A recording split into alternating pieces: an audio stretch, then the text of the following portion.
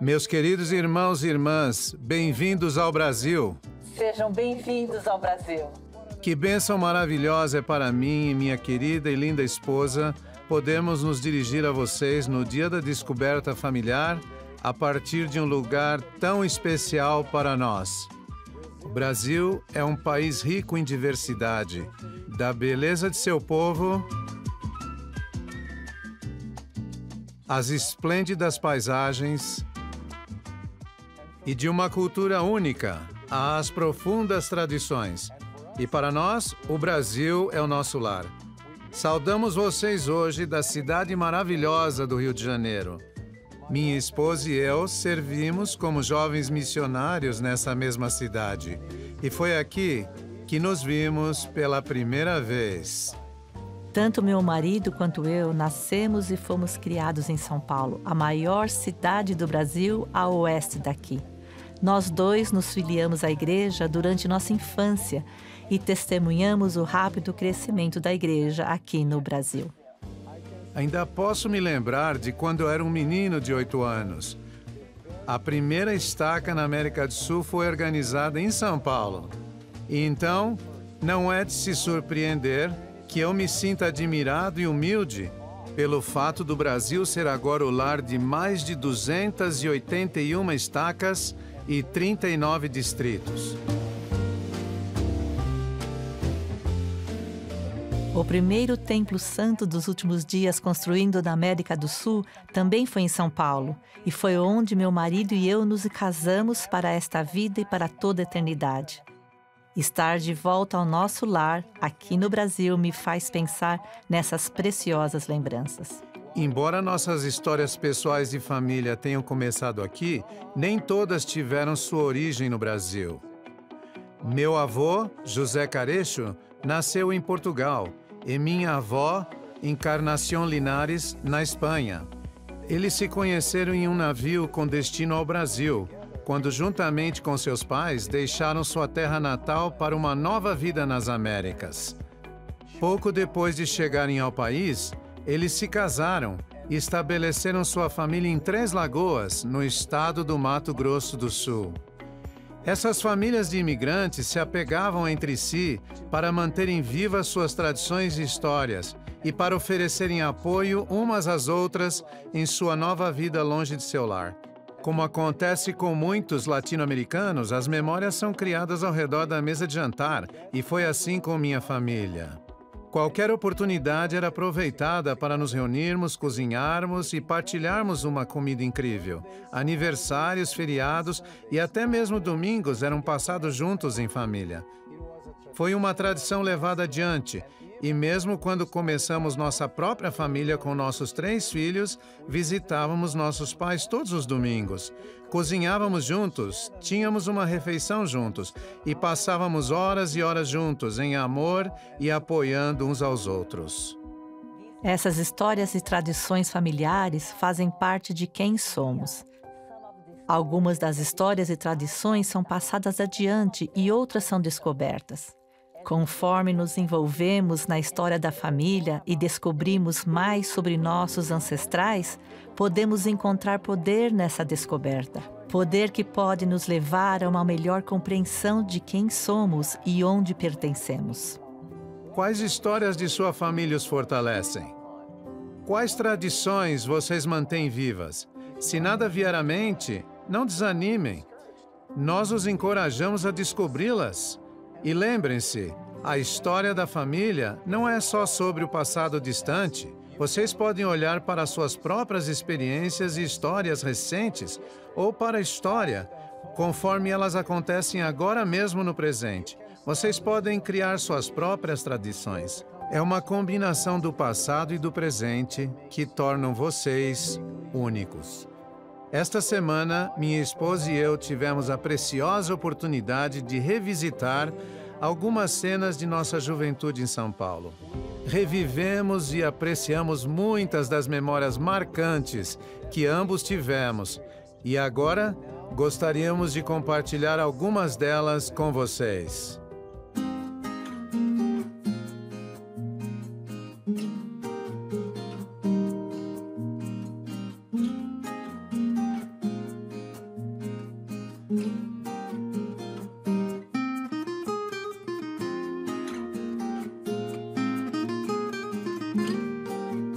Estamos aqui na Vila Maria. Foi aqui que eu cresci, foi aqui que eu conheci o Evangelho de Jesus Cristo. Os missionários chegaram aqui pela primeira vez em 1965.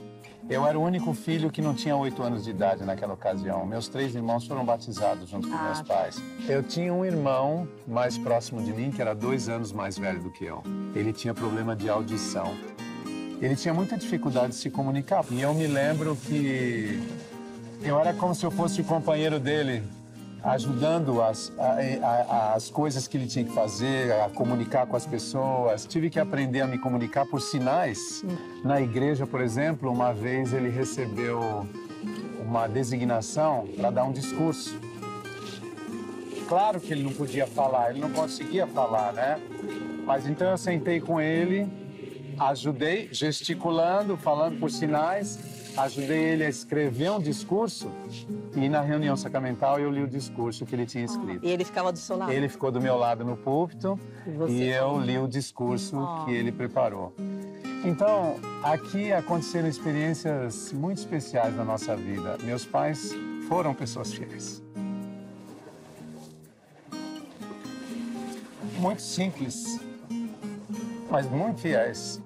E a conversão do evangelho deles mudou a vida deles para sempre. Criou uma nova perspectiva, inclusive para mim, porque eles se esforçaram para que minha vida fosse diferente no futuro. Eles sentiram tanta alegria por causa do evangelho de Jesus Cristo, que assim que eles foram batizados, eles começaram a convidar os vizinhos que moravam aqui, nessa região, para vir assistir às lições na casa deles.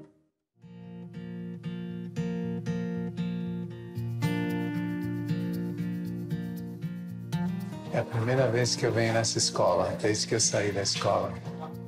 Querida, voltar nessa escola é voltar no tempo para mim. Que maravilha!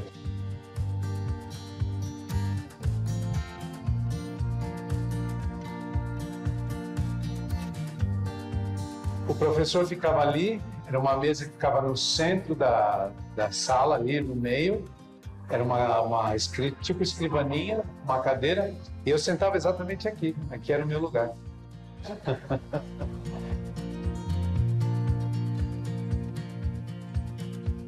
Os grandes eventos da escola, festa junina, outras atividades, ensaio da fanfarra, quando eu tocava prato na fanfarra, eram feitos aqui.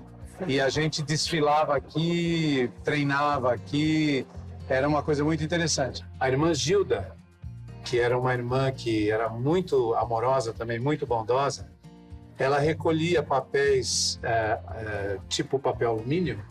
Todos os papéis alumínios elas recebiam porque aquilo ia ser vendido, ia ser revertido em benefício das pessoas necessitadas. Né? Que lindo. Ela me ensinou a ser mais caridoso. Muito boa lembrança essa.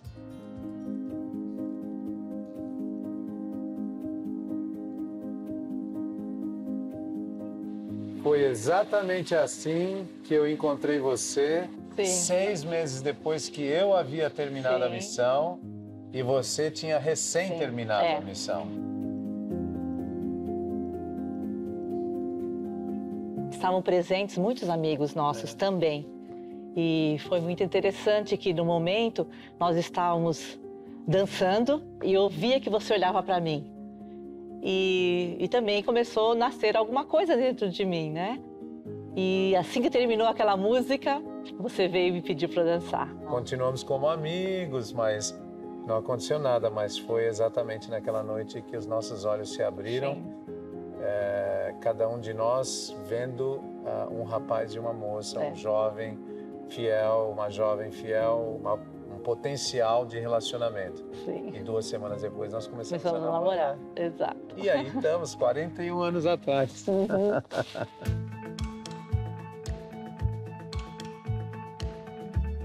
Amor, você acredita que nós estamos aqui na Capela da La 2? E foi aqui nessa capela que eu também fui batizada. E naquela sala ali, maravilhosa, que tem aquela porta, eu recebi a minha bênção patriarcal. E foi naquele dia que eu decidi que eu queria ser uma missionária. Além disso, Essa capela traz uma memória muito especial da nossa vida juntos, né? Sim, porque foi aqui que a gente se casou. Nós nos casamos aqui na capela, primeiro, antes de casarmos no templo. No templo, isso. Na capela, aqui nós casamos numa sexta-feira e no sábado nós casamos no templo. Exatamente. E depois aqui nós fizemos a festa. Foi Tinha nessa mesas sala. aqui, flores, um bolo lindo. É verdade. Dançamos muito. Quer dançar comigo? Será que eu ainda consigo? Acho que sim. Vamos ver então. Vamos tentar.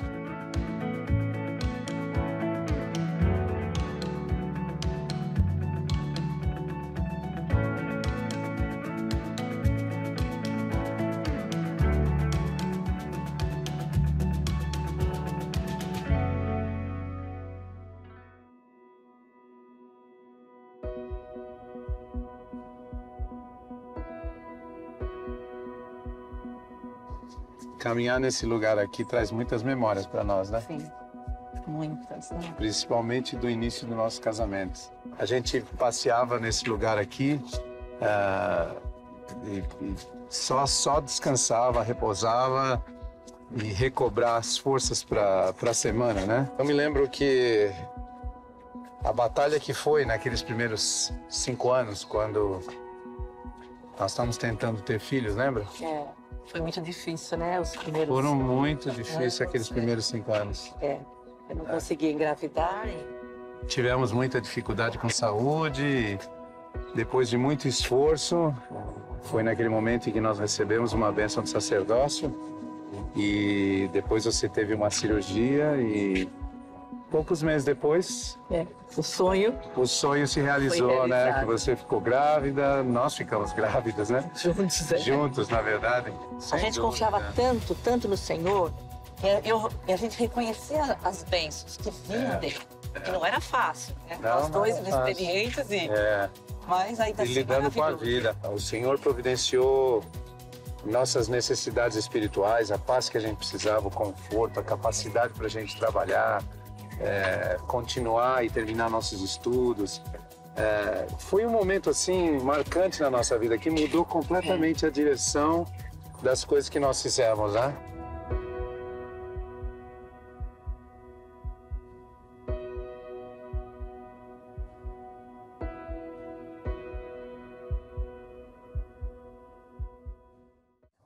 Certamente gostamos muito de voltar a esses lugares de nossa infância e podemos dizer que estar lá realmente nos ajudou a lembrar quem somos.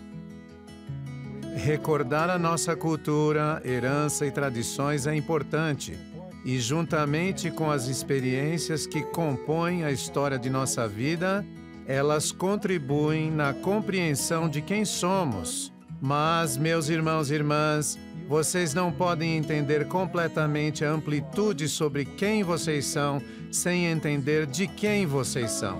Vocês entendem que são literalmente filhos de Deus? Já descobriram o que essa herança divina significa para vocês?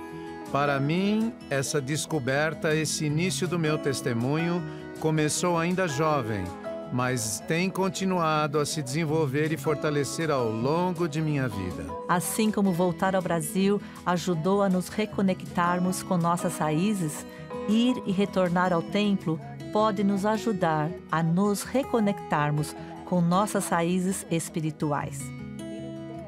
É lá que podemos aprender e reaprender o plano de Deus para nós. É lá que podemos escapar das vozes barulhentas que tentam nos distrair de quem realmente somos. É lá que temos a oportunidade de ajudar na grande causa da coligação para aqueles de nossa família que nunca tiveram a chance de receber as ordenanças sagradas em sua vida. O primeiro lugar que visitamos aqui no Rio de Janeiro foi o templo recém-construído. Eu só podia imaginar um templo nessa cidade quando ainda era um jovem missionário. E nos sentimos honrados por termos tido a oportunidade de visitar a casa do Senhor, que será dedicada em breve, e compartilhar alguns de nossos pensamentos em um lugar tão sagrado.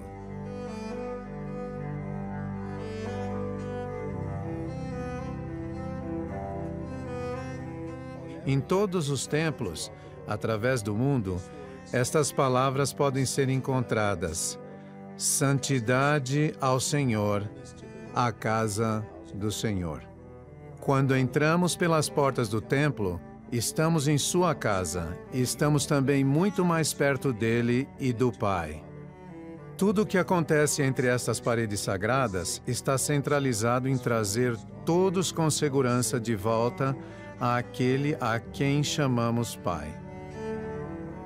Eu me lembro que quando eu estava na missão, eu não havia recebido minhas ordenanças no templo, porque o templo foi dedicado durante o tempo que eu servia como missionário. Nós viemos, eu e meu companheiro, que não tínhamos recebido nossas ordenanças, e quando nós chegamos no templo, eu vi pela primeira vez a pia batismal, com esses 12 bois sustentando a pia batismal, me deu um sentimento de gratidão tão grande, de pensar que todos os meus antepassados teriam a oportunidade de receber as ordenanças do templo, que eles nunca receberam, que eles nunca tiveram a oportunidade de receber enquanto eles estavam aqui na Terra. E eu lembro que, nessa época que eu fui batizada, na nossa ala, tinha o curso de genealogia, que hoje nós chamamos de História da Família. E eu imediatamente fiz esse curso, fiquei tão animada, consegui encontrar as 4 gerações.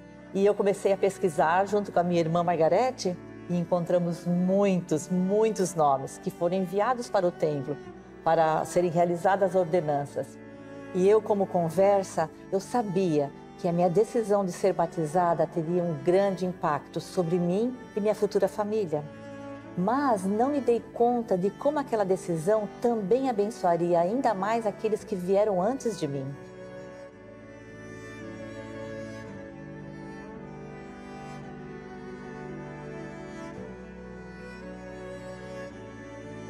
Temos tantas memórias sagradas de cerimônias de casamento no templo, começando com o nosso próprio casamento.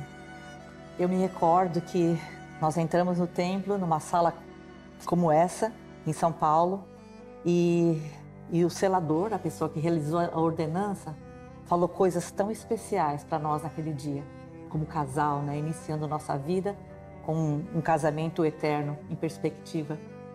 E eu me recordo que o selador falou algo muito especial. Ele disse: nós jamais deveríamos esquecer de fazer reunião familiar. Isso é uma coisa que sempre ficou gravado na minha mente e no meu coração e que nos ajudou nesses 40 anos de casado. E tão precioso quanto foi o nosso selamento no templo foi o casamento e selamento dos nossos filhos. Não sei se você se lembra. Sim, uma experiência preciosa. Foi muito linda. Quando nossos filhos se ajoelharam neste altar, olhamos os olhos deles e nos lembramos de toda a história da vida deles. Tudo que nós fizemos para ajudá-los, para que eles chegassem nesse momento e recebessem as promessas que Deus tinha para eles, que eles podiam ser uma família eterna, assim como nós recebemos essa promessa. Nunca vou esquecer o olhar deles ao aceitar o convênio, ao se comprometer a viver os mandamentos, para que tivessem essa promessa viva na vida deles para toda a eternidade. Para mim, esta sala de selamento, assim como todas as outras salas de selamentos dos templos ao redor do mundo, representa tudo aquilo que o Senhor deseja para cada um de nós, que nos casemos e que sejamos unidos para sempre, como uma família eterna. Sei que há muitos esperando no Senhor pela oportunidade de serem unidos como um casal, ou com seus pais ou filhos, pelo tempo e eternidade. Eu também espero ansiosamente pela doce ocasião, quando eu terei a chance de estar eternamente unida com meus queridos pais, aqui na casa do Senhor. Em nenhum outro lugar na Terra, a conexão com Deus e com Jesus Cristo é mais nitidamente sentida e compreendida do que dentro das paredes do templo. Compreender quem somos, de onde e de quem viemos, pode trazer à nossa vida o maior sentimento de paz, perspectiva e propósito.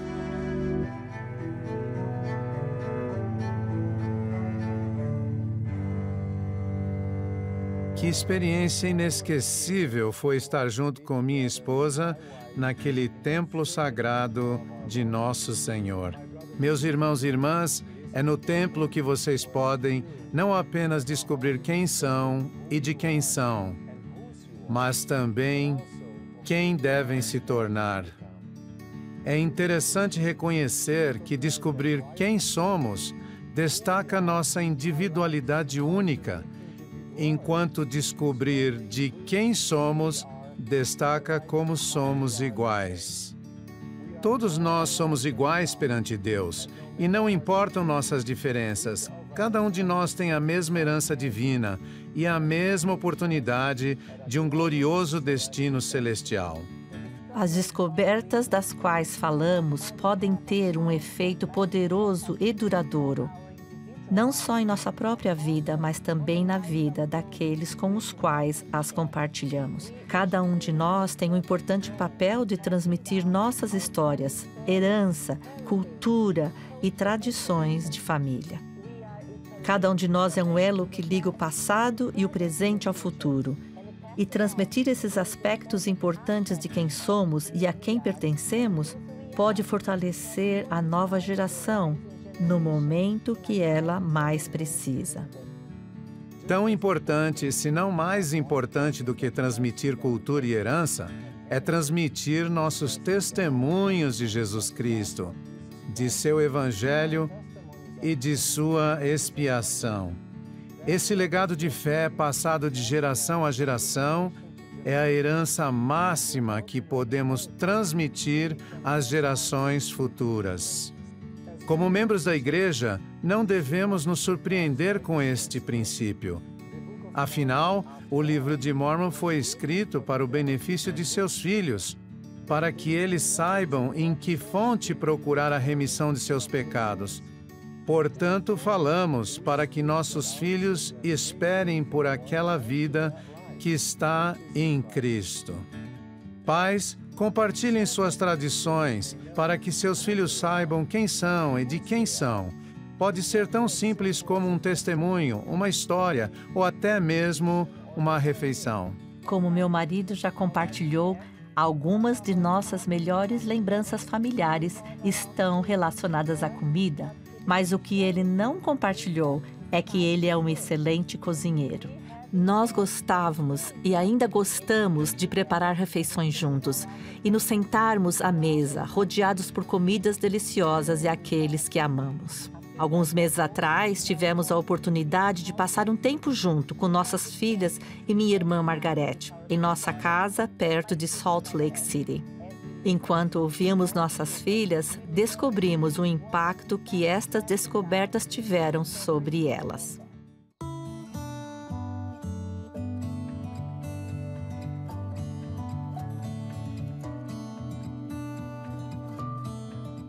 Eu sempre fui muito fascinado por cozinhar, talvez devido à minha criação. Assim como uma refeição deliciosa requer atenção e tempo, transmitir nossa herança individual e divina exige atenção e cuidados deliberados. Quando combinamos os ingredientes, eles criam uma refeição deliciosa. Da mesma forma, quando ajudamos nossos filhos a descobrirem quem são e de quem são, o resultado pode ser extraordinário ao descobrirem sua individualidade e seu destino divino.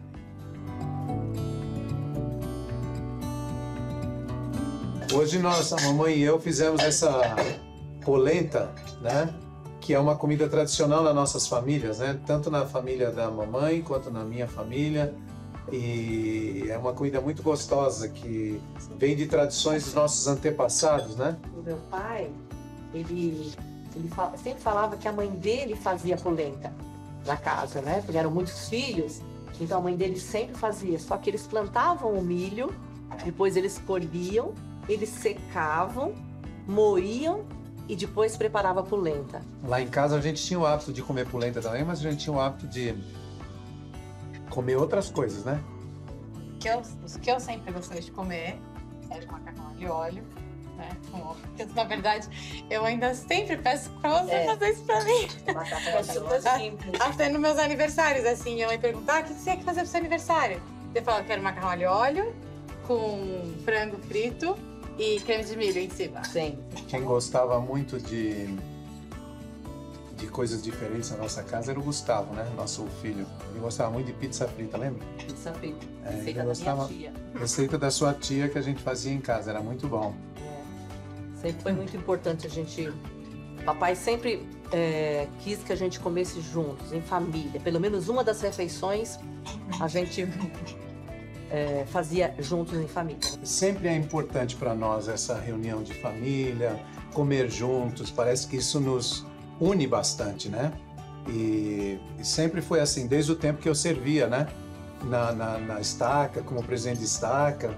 Ainda bem que vocês esperavam a gente pra gente ter a refeição junto. Eu lembro, a gente reclamava e reclamava. E daí eu lembro que um dia a gente tava esperando tanto que eu falei, vamos todo mundo fingir que a gente tá morto no chão pra quando o papai entrar em casa. Aí quando ele entrou em casa, a gente tava tudo jogado no chão, assim, fingindo que tava tudo morto. Mas esperamos. Mas a gente esperou mesmo assim, né? Quando eu abri a porta da sala, tava todo mundo caído no chão. Meu pai, na nossa casa, nós não tínhamos religião. Mas meu pai fazia oração, faz ainda, todas as noites ajoelhado. E eu sempre assisti isso desde pequena.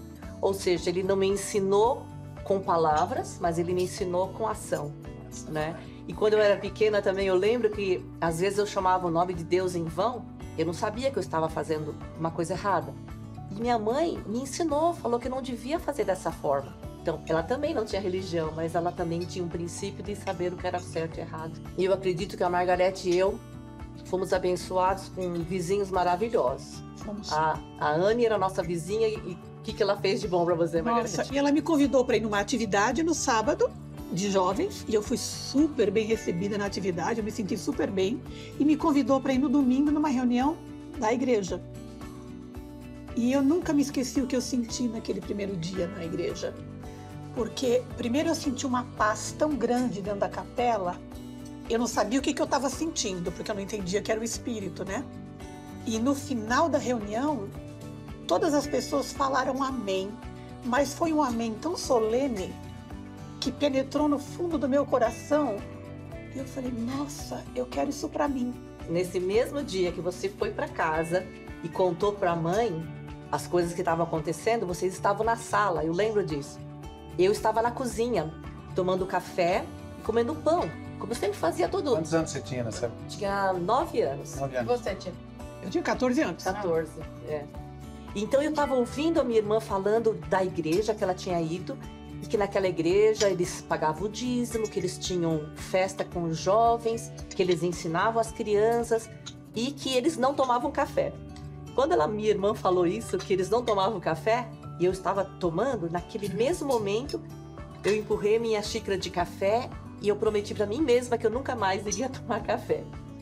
Daí eu fui para a sala para ouvir mais as coisas que ela falava. E naquela mesma semana, a minha vizinha, que chamava Rosana e que tinha 9 anos, igual a mim, me convidou para ir para a primária. E eu fui para a primária e descobri que era a mesma igreja. Vocês duas cresceram na igreja sem os pais na igreja, edificaram a sua fé no Evangelho e decidiram dedicar a sua vida para ensinar os seus filhos a mesma fé, né? Sim. Eu já falei isso pro meu marido várias vezes, que eu acho que se eu não tivesse tido pais que todas as semanas a gente fazia reunião familiar, que sempre a gente lia as escrituras em família, que fazia as coisas que a gente é pedido para fazer na igreja, eu acho que eu provavelmente não faria em casa. Porque eu não teria esse hábito, eu não teria trazido esse hábito, esse exemplo de um modelo de como fazer para os filhos crescerem no ambiente da igreja. Porque, realmente, hoje em dia tá difícil a situação. E as crianças precisam desse fundamento, né? Para crescer no ambiente. E esse hábito é chave. Porque, para mim, o fato de a gente já ter o hábito em casa fez com que agora eu com meu marido a gente também tem o hábito, é mais fácil. O meu marido não cresceu com esse hábito na casa dele, então Para ele foi um ajuste, mas um ajuste bom, claro. Mas então, se nós dois não tivéssemos esse hábito, talvez seria mais difícil. Então é mais fácil continuar depois que tem o hábito. Essas escolhas que vocês faziam, eu acho que escolha e responsabilidade, assim, é uma grande coisa no nosso evangelho, né? A gente tomar as escolhas, porque é só desse jeito que a gente vai pra frente, né? Nessa vida e na próxima, né? E vocês tomando essas escolhas e a gente, como filhos, observando isso, tem um impacto grande. Que a gente vê um modelo de como ajudar os nossos filhos a poderem desenvolver a fé deles, né? E tanto que a gente pode... Lógico que a gente pode desenvolver a fé fazendo outras coisas também. Mas como pais, eu acho que é importante a gente ajudar, né? Dar aquele empurrãozinho que as crianças precisam às vezes. Isso que é o mais importante no Evangelho de Jesus Cristo. E por isso a gente tem que manter isso vivo, né? Dentro do nosso lar, dentro da nossa família, para transmitir isso para o futuro. Vem das nossas raízes lá de trás e vai passar pelo tempo e transferir para as futuras gerações. Para mim, acho que uma coisa que sempre me marcou bastante foi a dedicação que vocês dois sempre tinham no chamado de vocês. Eu lembro até quando eu era criança, que você era presidente da primária uma época, e você era presidente da estaca, e vocês eram tão comprometidos com o chamado, e tinham um verdadeiro comprometimento com o evangelho. Então isso para mim não tem desculpa boa para não fazer o que tem que fazer. Ou você faz direito, ou você não está fazendo um bom trabalho. Você tem que fazer o que você pode, o máximo que você pode. E eu acho que eu aprendi muito isso com o exemplo de vocês.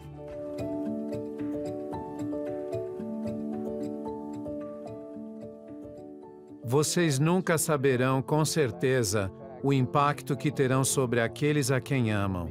Para mim, a experiência que tivemos com nossas filhas me ajudou a entender um pouco mais que não é preciso muito para se passar um legado e que nunca é tarde demais para começar. Enquanto estávamos aqui no Rio de Janeiro, meu marido teve a oportunidade de visitar um dos lugares mais emblemáticos do Brasil.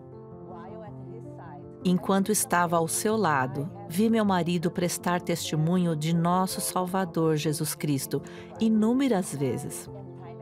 Mas mal posso expressar o quanto significou para eu estar de volta aqui, onde o conheci pela primeira vez, como representante de Cristo, quando ele era apenas um rapaz. O tempo nos envelheceu e nos mudou, mas também nos fortaleceu em nosso testemunho que compartilhamos, ao nos esforçarmos para descobrirmos quem Ele é, nosso Senhor e Salvador Jesus Cristo.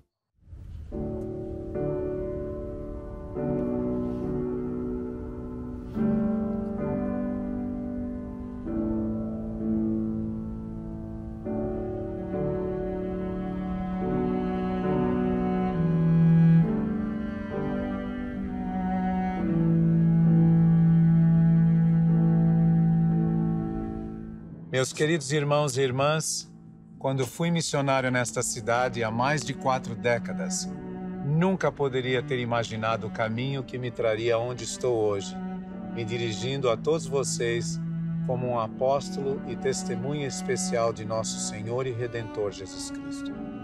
Estou agora no topo do Pão de Açúcar, de onde se pode ver a imensidão do Rio de Janeiro, e atrás de mim, no alto do Morro do Corcovado, está o Cristo Redentor.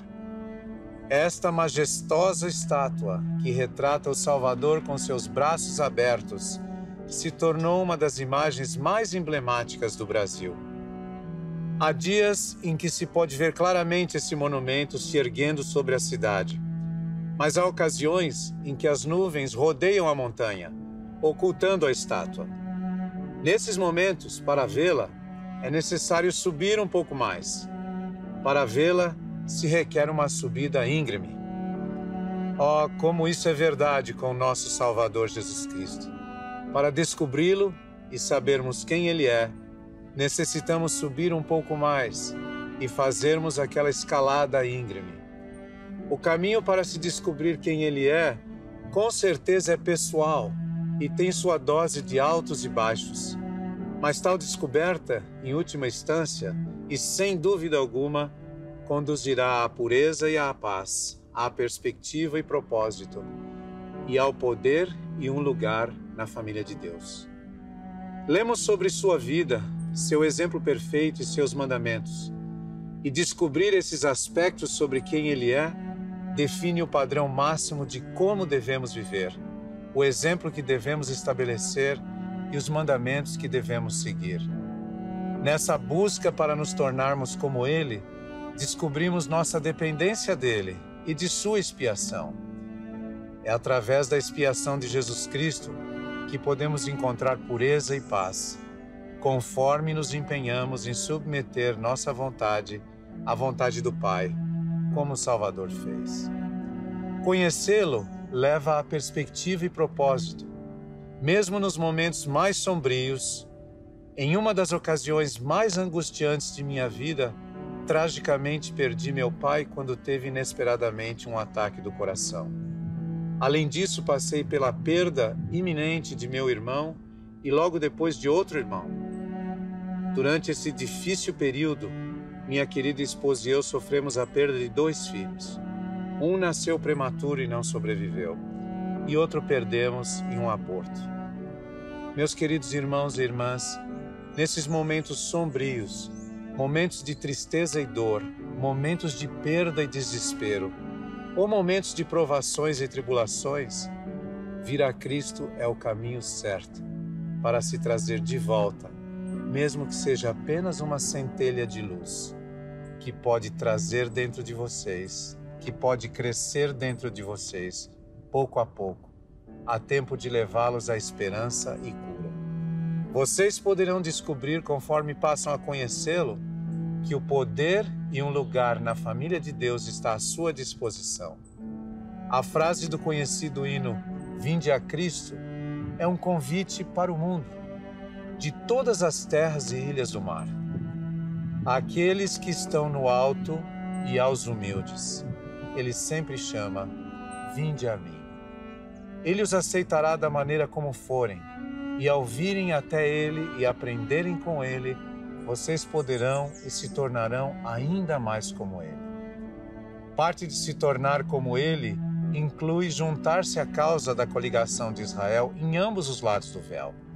Tratando-se especificamente dos trabalhos de templo e história da família, ao ajudarmos o Senhor a levar a imortalidade e a vida eterna ao homem, as Escrituras ensinam que literalmente nos tornamos salvadores no Monte Sião. Mas o que isso significa? Significa que, assim como o Salvador sacrificou sua vida por toda a humanidade, nós nos tornamos, em pequena escala, salvadores daqueles que não têm uma forma de receberem suas ordenanças de salvação sem o nosso auxílio aqui na Terra. Em suma, engajar-se neste trabalho nos ajuda em nossa busca de nos tornarmos mais como Jesus Cristo. Eu lhes prometo que, ao se juntarem a Ele, realizando o trabalho de nosso Pai, ao ajudarem aqueles que nunca tiveram a chance de recebê-lo, a darem seus passos ao longo do caminho do convênio, vocês começarão a vê-lo como Ele é e serão como Ele, descobrindo quem são e o quão extraordinário vocês podem ser.